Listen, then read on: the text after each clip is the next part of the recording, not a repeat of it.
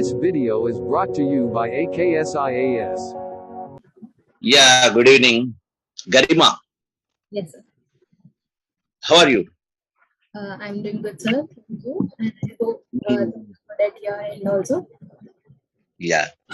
What was the result in the last attempt? So I missed out by 18 marks and I got 176 in the interview. Oh, interview, good scoring. Yes, it could have been better. People got more than 200. A lot of people did. What is your optional? So political science and international relations. Political science and international relations. Yeah. So, did you get what exactly, or what are the major problems in your study in the last attempt?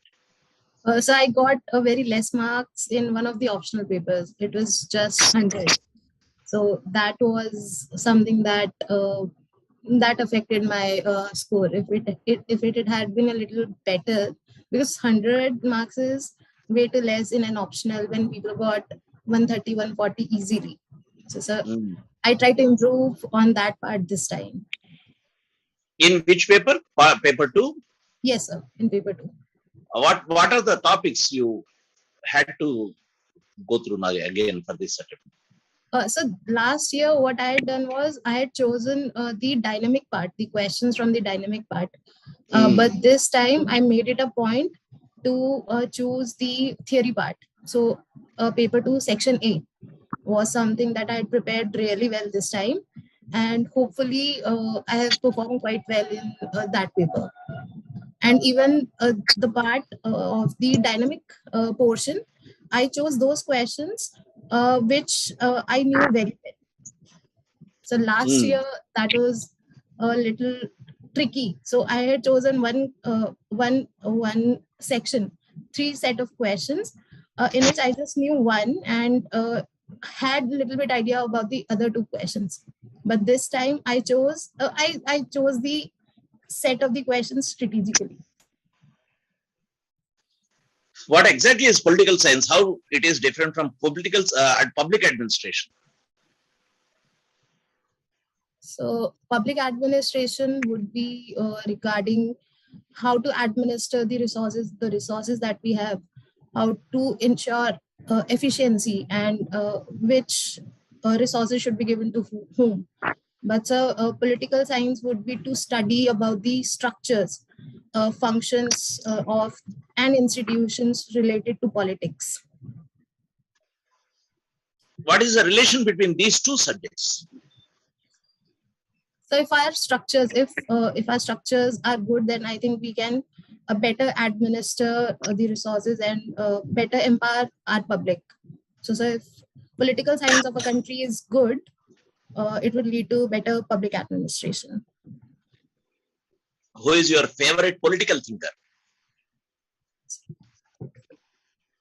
So I do not like one thinker as such, because there have been certain drawbacks of viewpoints of almost everyone, but I like their ideas. So Buddha's Madhyam Marg is something I like, and Gandhiji's concept of balance between rights and duties. And Sir Kautilya's the statement of Kautilya that a king, in the happiness of the subjects lies the happiness of kings, is something that resonates with me. You talked about 3 things. One is Buddha's Madhyam Marg. Yes, sir. That is middle path. Yes, sir. Second is Gandhi's philosophy of the balance between the rights and duties. Yes, sir. Third one is the virtue of king. Yes, sir. Kautilya's. Yes. So Buddha, can you date me, when did Buddha appear on this earth? Which year or which period?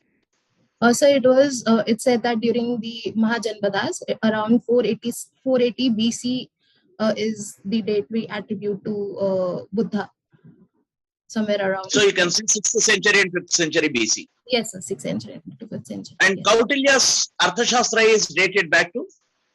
So it was around So it's around 325 BC was when Chandragupta Maurya came to power. So around that time only. So around 325, 320 BC, 4th century BC would be the answer, sir.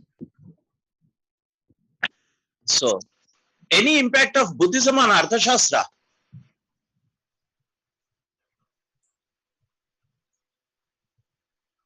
So the founder of the Mauryan dynasty, he adopted Buddhism and went to Shravanbelgola.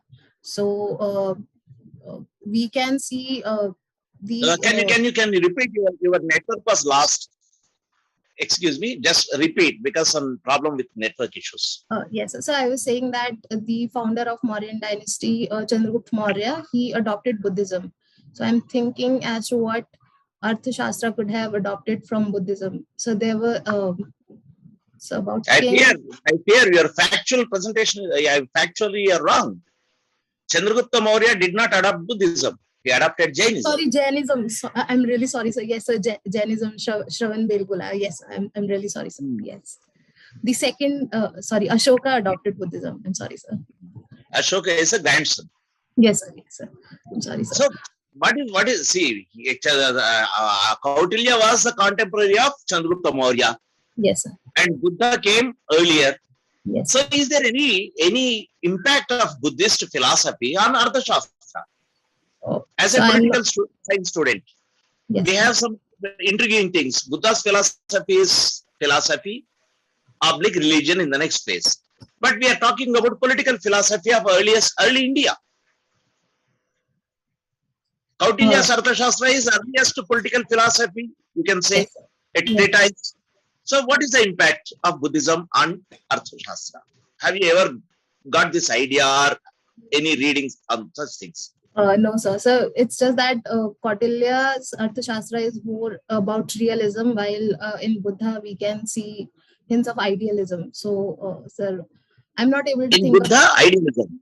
Yes, sir. The king should Buddha, what is it? Idealism, sir. Idealism. That king. Regarding? Sorry, sir. Ideal. Don't say idealism. Okay. If you say idealism again in philosophy, you are slipping somewhere. Okay, sir. Thank you. Idealism and materialism are philosophical terms. If you are talking about king, you should say ideal. Yes, sir. Yes. If it is ism, again it becomes some philosophical connotation. Okay? Yes. Yeah. And think about it. Do you have any in future? Sir, I'll do that. But right now I'm not able to. Then come back. Yeah. Just I'm giving you some exercise. Yes. Because this is the earliest political philosophy of India. As being a political science student, we have political philosophy and philosophy, two things here. We have Socrates or Plato, and at the same time, the Greek political philosophers, Greek politics, and philosophy is there. What is the relation between Indian philosophy and this is what I was trying to get from you. Second question, what is the relation between Jainism and Gandhi? Do you see anything Gandhi has taken from Jainism? So non-violence would be one of the principle of non-violence. Although all religions talk about non-violence, but the 5 vows of Jainism, Brahmacharya, Aste. So truth and non-violence is something that Gandhiji also propagated.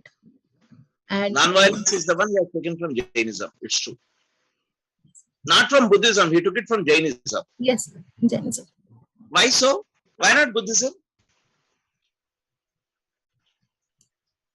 So one reason could be that since he was born in Gujarat, and yes. Jain traders, they established their base in Gujarat. So that could be this is what I was expecting.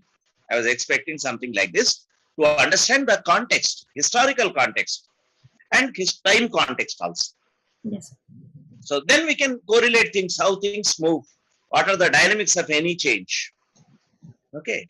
Yes. Anyway, then you talked about the third one is Arthashastra Kautilya, the virtue of a king. Yes. Is there anything in Machiavellian philosophy, Machiavelli, about the virtue of the king? Yes, sir. So the the book, the prince advises the ruler to be like a fox and a lion at the same time, and to know about the real what politics is really about.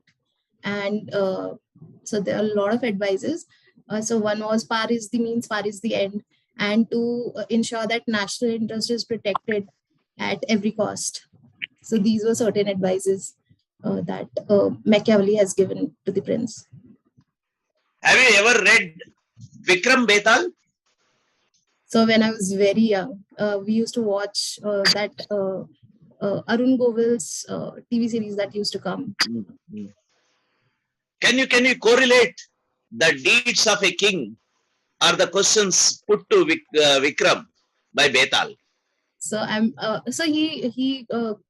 he tells in some stories, and there are some ethical dilemmas as to what the king should have done. I'm not able to recall any particular instance, but then and when when the king gives the right answer, he would fly back to the tree. Fly back. Yes, from which he had. Is it not political philosophy in folklore? Yes, sir. Yes, it is. He was teaching him about the qualities of the. Have you ever thought of these things, Vikram Betal, as political discourse? No, sir. Virtue of a king?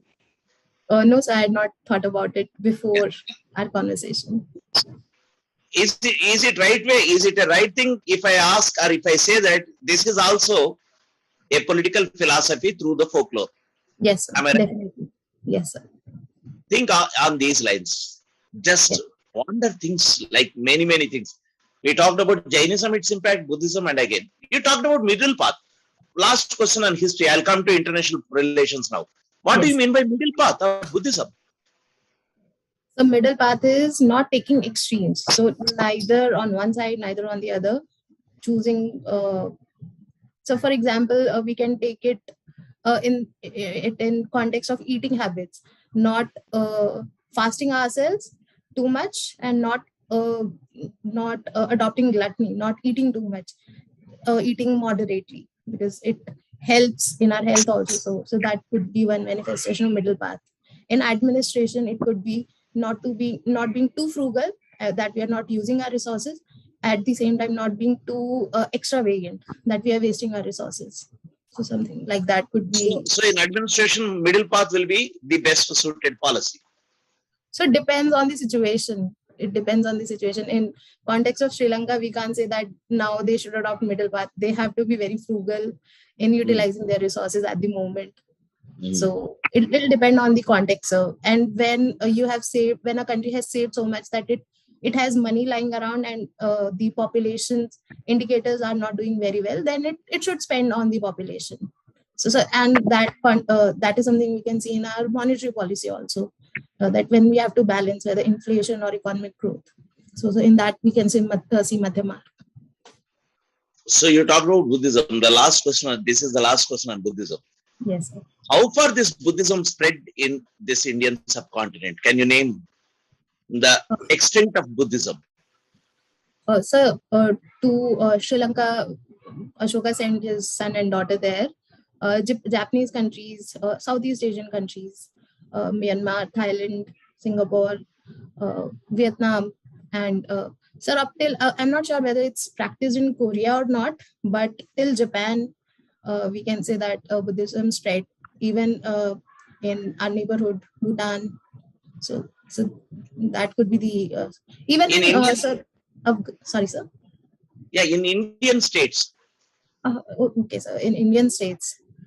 So we see art and architecture related to Buddhism in the eastern part a lot, towards in Bihar, Odisha, Udandapuri Monastery, Vikramshila universities, Nalanda, Takshashila. So till south, I'm not sure. Odisha is there. There are. So is there any Buddhist remnants or area near your Sonipat, nearby Sonipat, not just Sonipat? I'm not aware of it, sir. Kurukshetra is 60 kilometers away from Sonipat, I believe. Yes, sir. So in Kurukshetra there is a stupa. Thank you, sir. Have you ever thought about it? No, sir.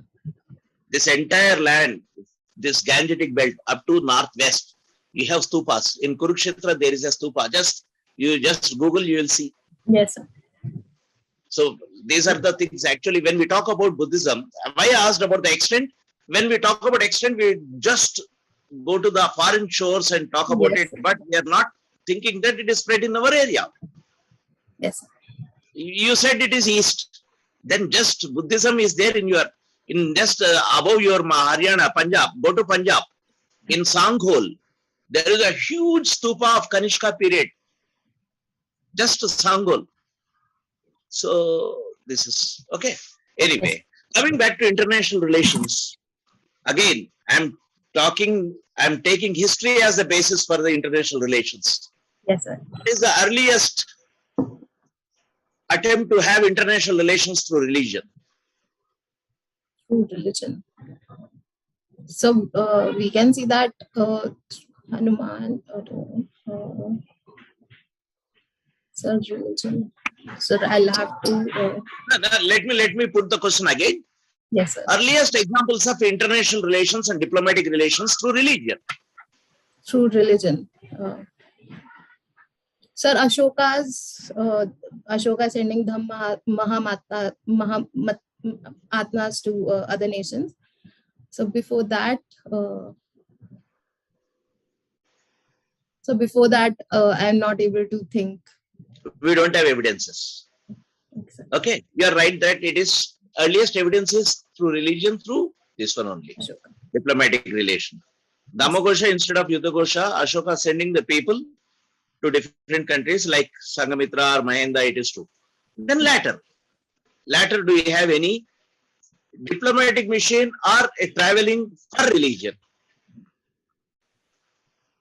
Sir, the travelers who came to India, so many travelers came to India, like Hyun Sang. So that they came here for reading a Buddhist text. So that is traveling for religion.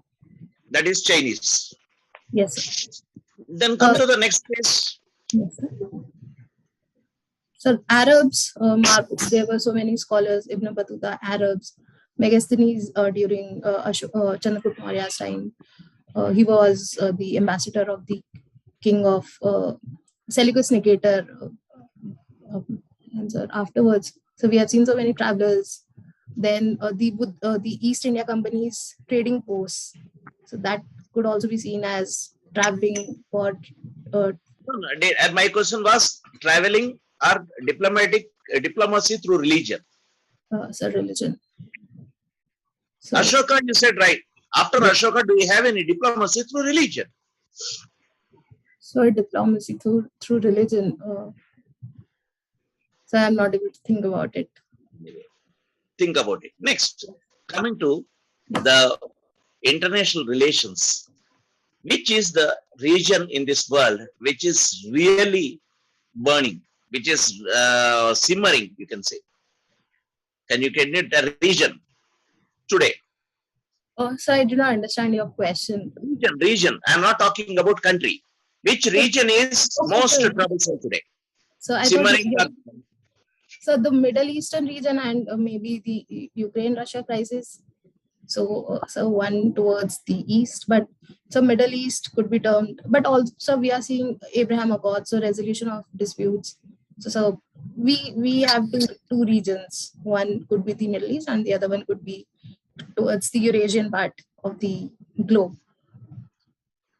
In Middle East, there is another problem. In Eurasia, there is another problem. Can you name these exact problems? What is the crux of the matter in Middle East and Eurasia? So in Middle East, the issue could be seen as due to ethnic strife or religion is religious sects could be the reason, because conflict between Shias and Sunnis. And sir, in the Middle East, in the Eurasian part, it's about expansionism. So Russia, one of the stated reasons was Russia stopping NATO's expansion and liberating the Donbass region.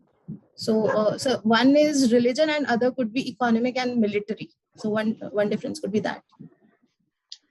But do you think it is religion in Middle East which is responsible or something else?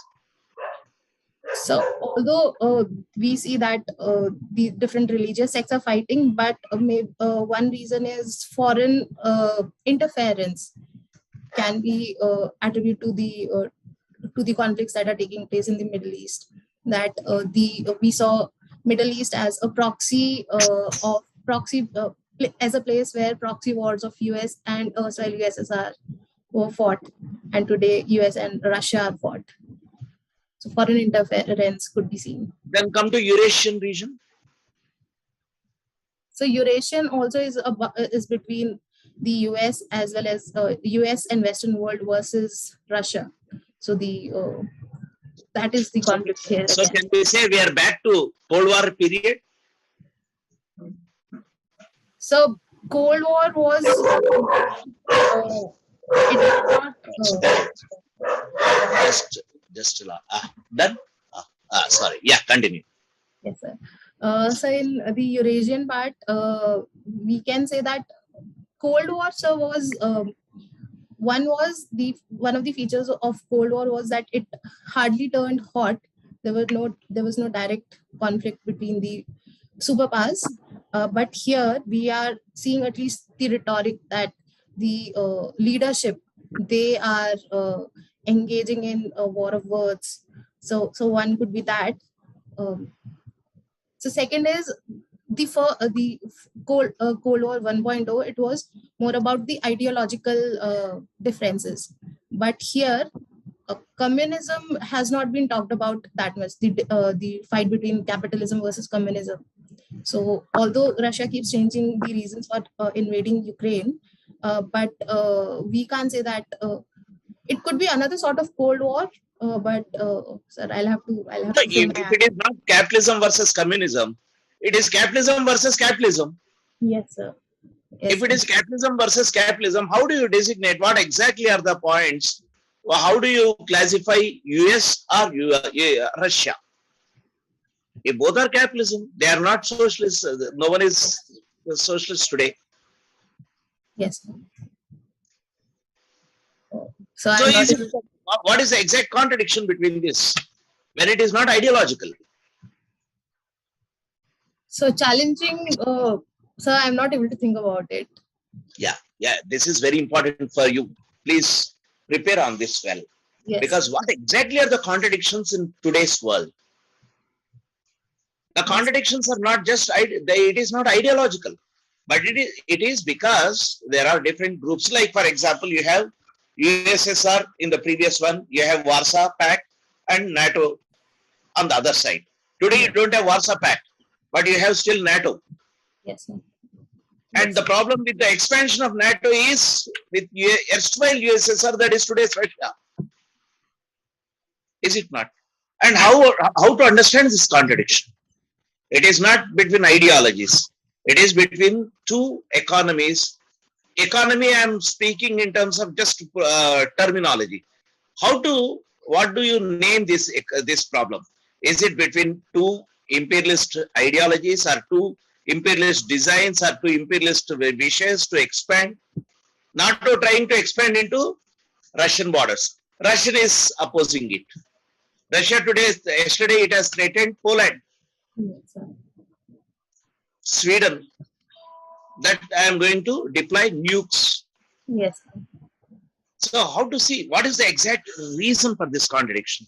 See, in Middle East, what is the essence of the contradiction? For the imperialist forces or the colonial forces focused in the entire history? Middle East, what was the reason for their focus? So oil was so economy oil. Again, it boils down to economy. Yeah. Come to Afghanistan. What is the basic thing? Why USSR or US focused on Afghanistan? So although the reason was to ensure that the country does not fall to either capitalism or communism, but because of mineral resources and its very strategic location. Strategic location is the first one, mineral resources second one. That order. Strategic location is very important. Afghanistan. That is where we have to talk. So think about these questions. This question I have talked about.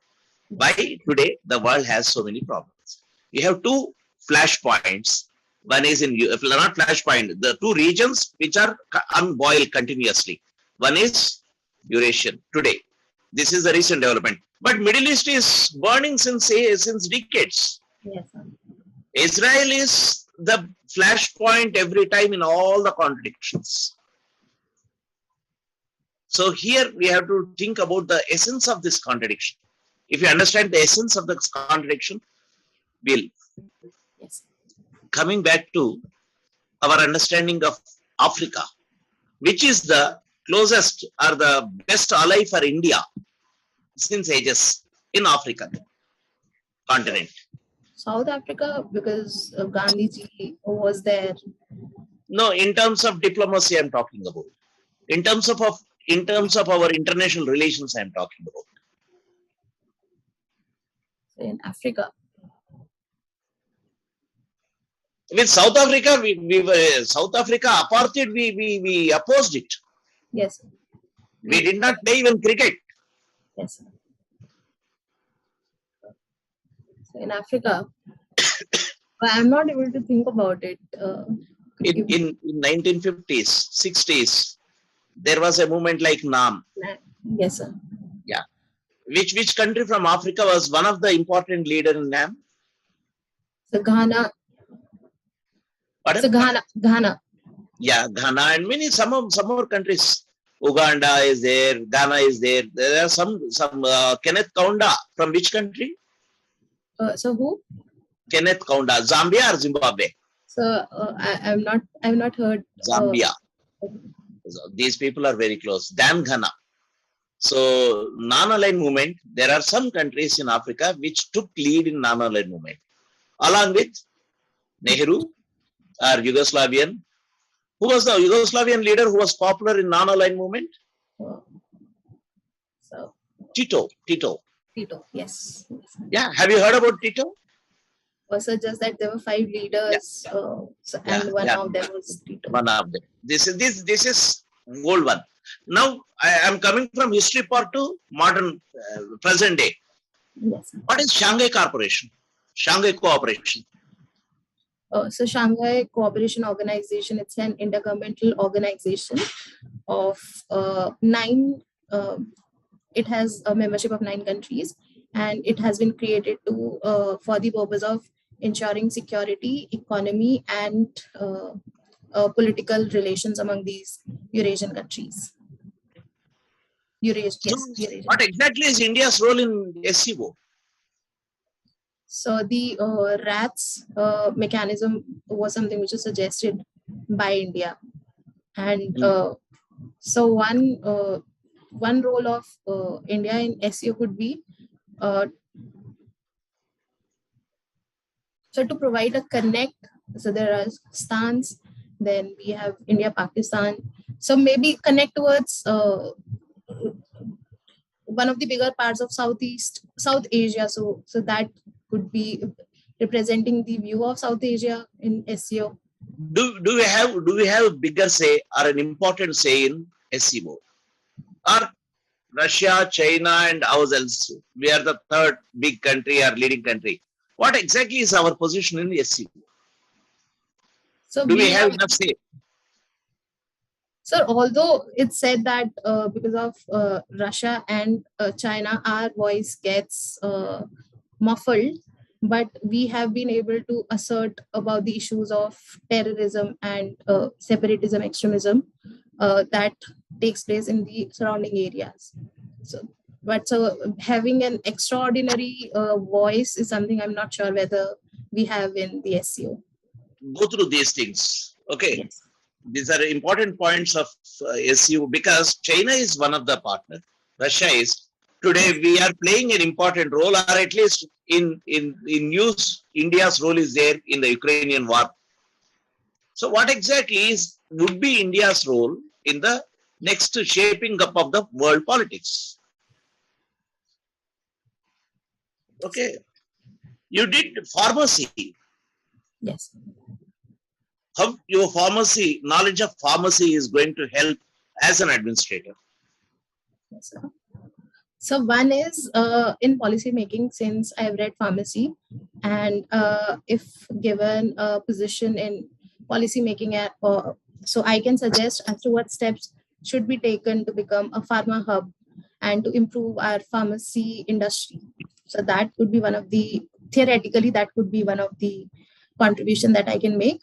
And so practically, I've learned certain skills which could be used in administration. So one of them is, so regarding pilot, so before we come up with any drug, the industry, it carries out a lot of experiments and pilot projects. And then only we put the drug for approval and market it. So that is something that can be emulated in administration also, because so this is something we can see in Sri Lanka. They try to they try to become 100% organic at one instance. So before trying something new, we should first do it phase wise. So this is one learning. And so second is, so the course of dispensing pharmacy, it teaches that while a formulation should benefit most of the people, it should not harm anyone. So similarly, any of the schemes or initiatives that administration is taking, though the effort should be to benefit as many people as possible, it should not harm even a single person. So these are certain learnings that can be used in administration. Will you propagate generic shops? Yes, sir. So, but I will also ensure, well, there are certain challenges that the generic drugs face. One is about substandard quality. So at the same time, I would also ensure that the quality and efficacy are maintained. Substandard is a question of quality check. If you check quality in the industry itself, you can do it. But how it is, I don't think quality, substandard quality will be the question in generic thing. But still, generic is not made popular in this country. Why? What are the problems?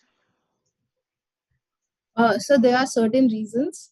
So one is the aggressive marketing by the branded companies.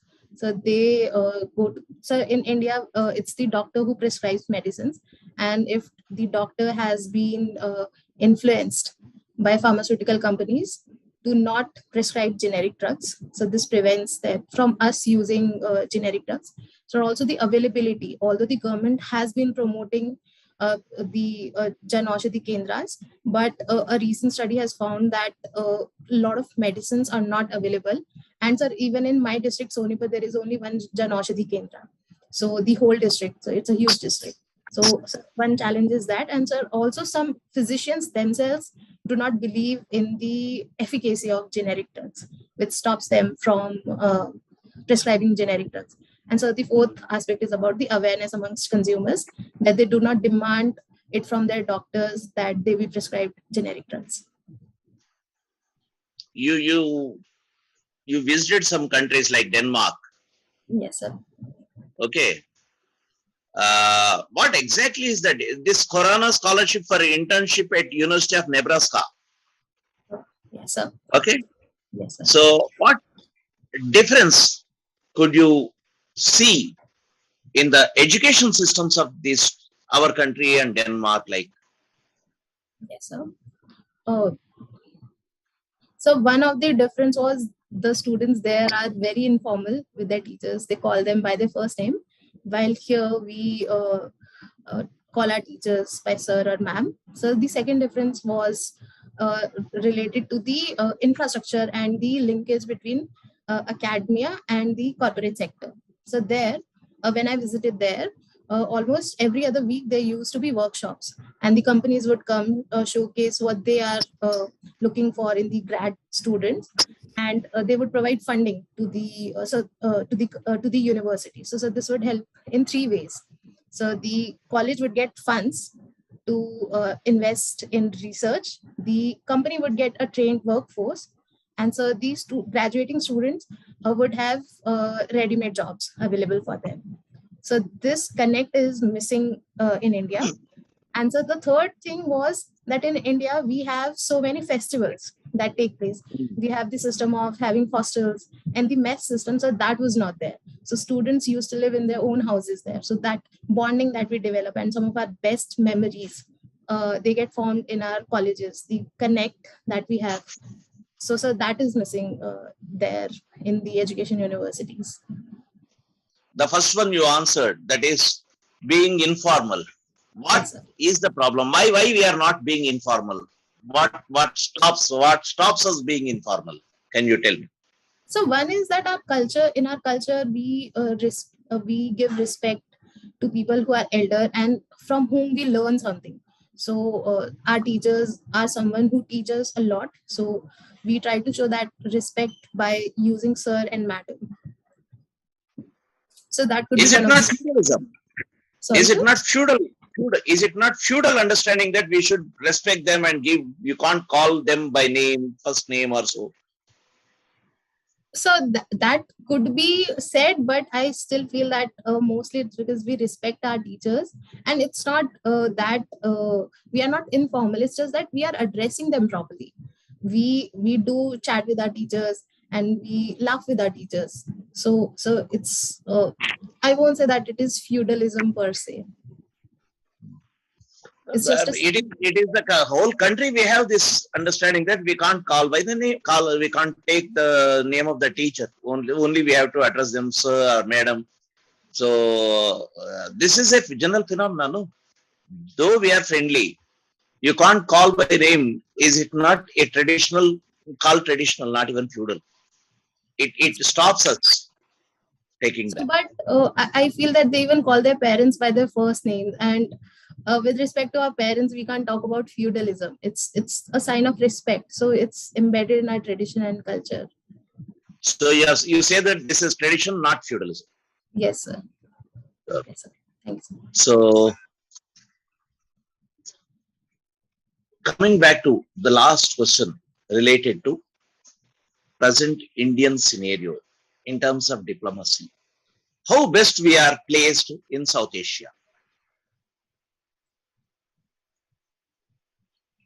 So we have improved our relations with South Asia, especially through our neighborhood first policy. We have been giving preference to our neighbors, but sir, at the same time, China is presenting a huge challenge to Indian influence in the region. Almost every nation has so much of China's checkbook diplomacy, Chinese infrastructure projects, that it shadows Indian efforts, at least in the economic terms. So we can say that India is placed next to China in the region. India is placed next to China. Yes, is it the phenomenon of recent times, or we had a better position before? So China started opening up in the late 1970s. In 1978, it opened its economy and it grew itself. And then, so we are seeing this phenomena, although it was there, but the phenomena of China overshadowing us is a phenomena of recent times. And China has been aggressively pursuing the initiative of Belt and Road, establishing military bases. So it's more of a recent phenomenon. Can you say which country is more close to India than China in South Asia? So one is Bhutan. Bhutan does not have even diplomatic relations with China, and so other one is Bangladesh. It's being the leadership of Bangladesh is being very careful in not getting too close to China, because they have seen what China support to military in Myanmar has done. So leadership has been very careful. It is balancing both India and China. What about Nepal? So Nepal's politicians, so at the previous head of government, he was quite pro-China. And although the present dispensation is trying to mend relations with India, but I won't say that it is closer to India in comparison to China. China has been making huge inroads in the country.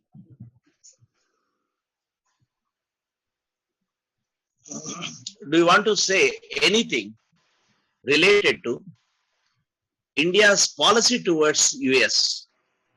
See, we have seen Trump administration and now Joe Biden's administration. Is there any big change between India and India's policy with regard to US in these years? So it's that we are asserting our autonomy quite well these days. There was pressure during after the invasion of Russia in Ukraine. We are seeing a lot of pressure from the United States to take a stand. And we have been asserting that we are going to maintain a balance between maintaining a balance in relations with both nations. So I won't say that there has been a huge difference because our trade ties are going well.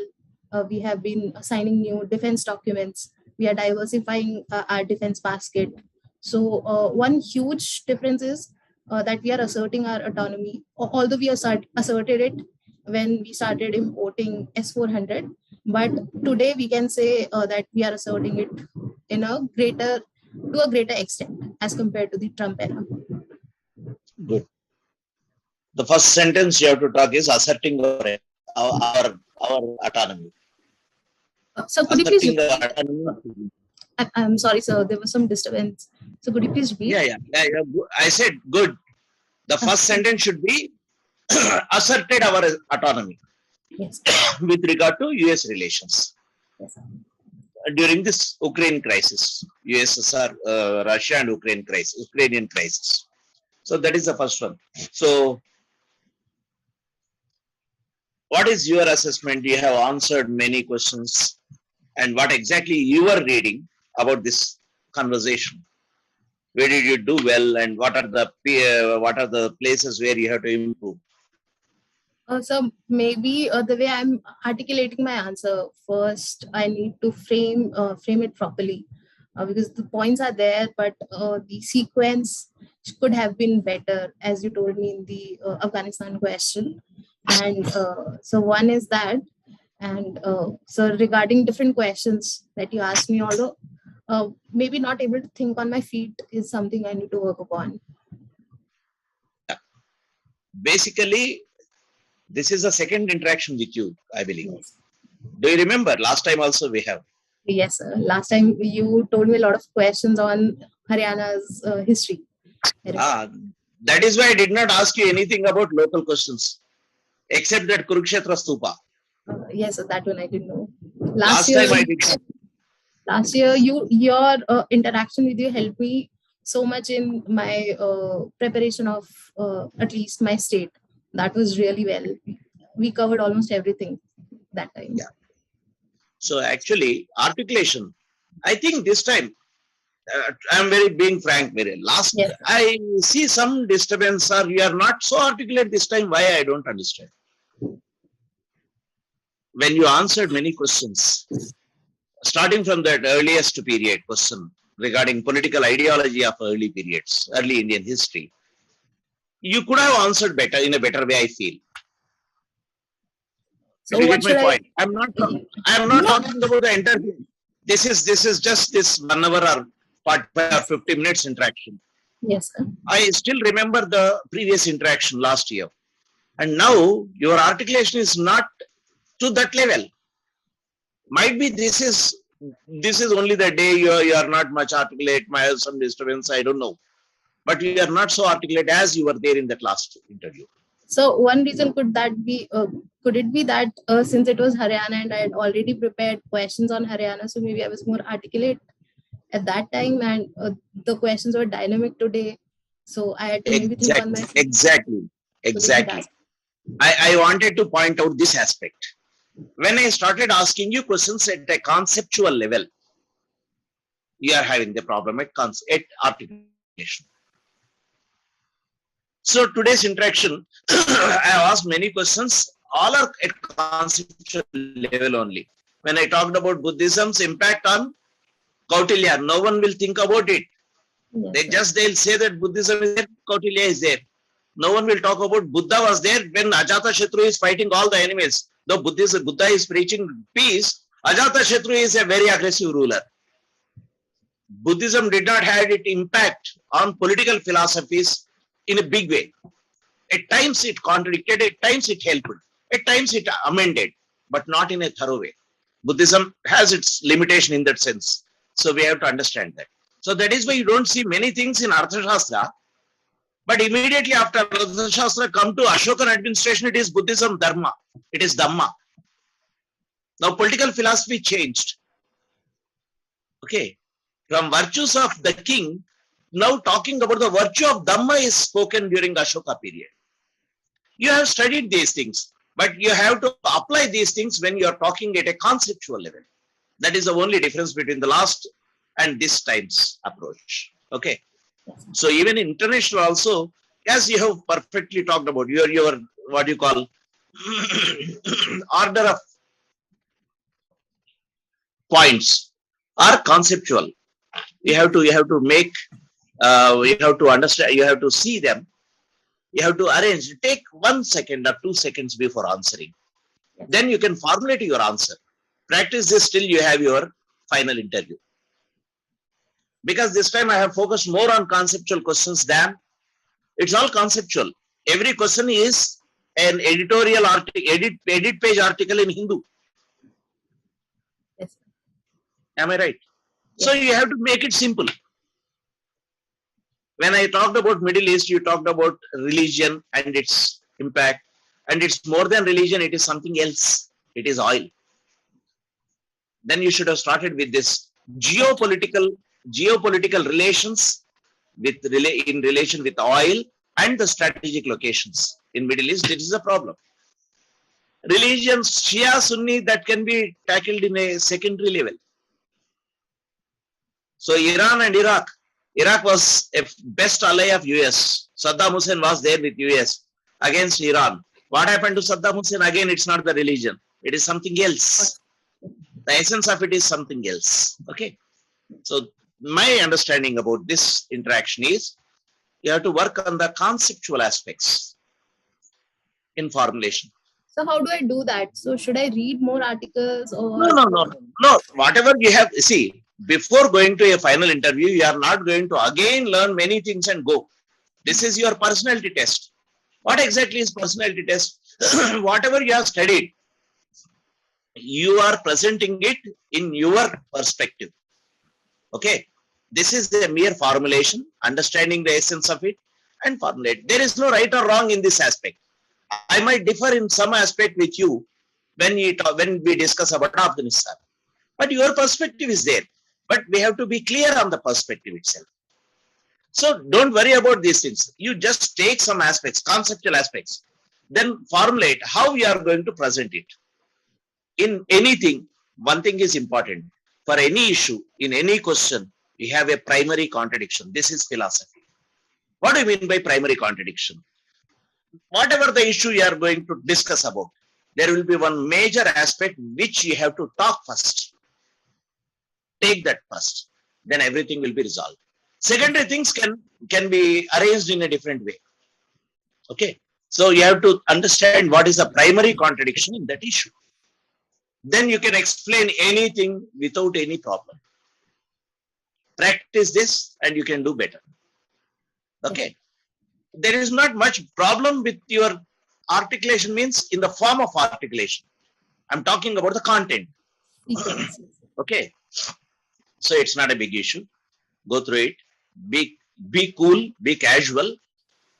You can't read many things before your interview. That is what I tell to all the aspirants. It is your personality you are going to present. Okay. So, for example, if you are talking, I asked you about the difference between the Indian education system and the system in Denmark. It is not just addressing the teacher. It is making us innovative itself. In education, in Scandinavian or any other country, you can see the involvement of the students in a very, very innovative way. Do you see that in Indian education system? So I do not want to criticize India that much. So No. See, it is not the question of criticizing. We can reframe the sentence. We have to learn innovation in education through them. It's not criticizing. You can formulate in a positive way.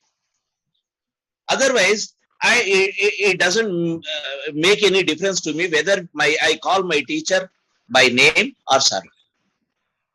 essence of education system is different. So that could be the last one when you talk about the difference between education. It is a superficial appearance, but what is the essence of it? Innovation, So creativity. Can I add one more point also that Denmark spends almost 10% of their GDP on education. Yeah. We have to improve our part. We can. Only 3%. See, facts cannot deceive anyone. Facts are the best supporting things for you. Yes, See, sir. if you are saying that we are not spending, can anyone contradict? No, sir. That's it. No one can contradict. We have to say we have to spend more on education. Then the question can be something else. We are spending on military. Do you want us to spend less on military because we have some problematic neighbors?